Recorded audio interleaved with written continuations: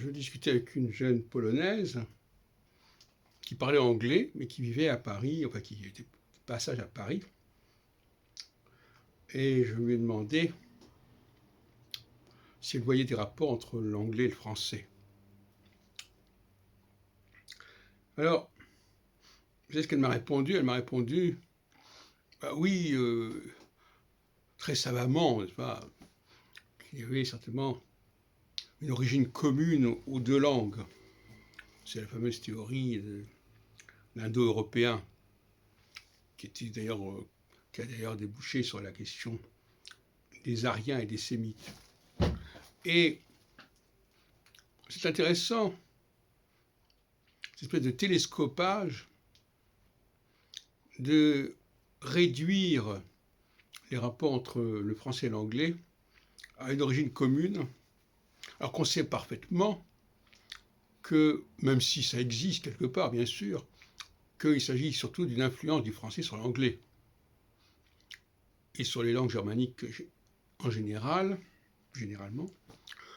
Et donc, c'est un argument qui est un petit peu abusif, mais qui ne m'étonne pas, de même qu'on entend souvent des choses du genre « oui, mais de toute façon, le français a été influencé par le latin, etc. etc. » toujours pour relativiser la fascination de l'anglais pour le français, qui est un fait incontestable,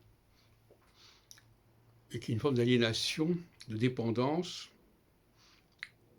Pour revenir sur un terme que j'ai utilisé récemment, il y a eu une intrusion du français sur l'anglais avec le consentement de l'anglais. Non seulement le consentement de l'anglais, mais dans bien des cas, à l'insu du français lui-même.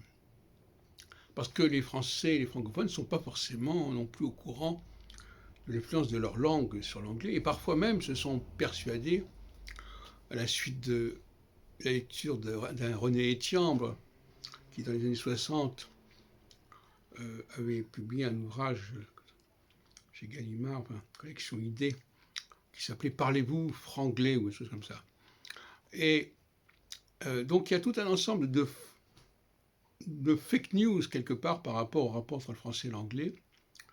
La question du latin, la question que l'anglais aurait, dans bien des cas, influencé le français, et que par conséquent, s'il y a des mots communs entre le français et l'anglais, ça viendrait plutôt de l'influence de l'anglais sur le français que de l'inverse, etc., etc.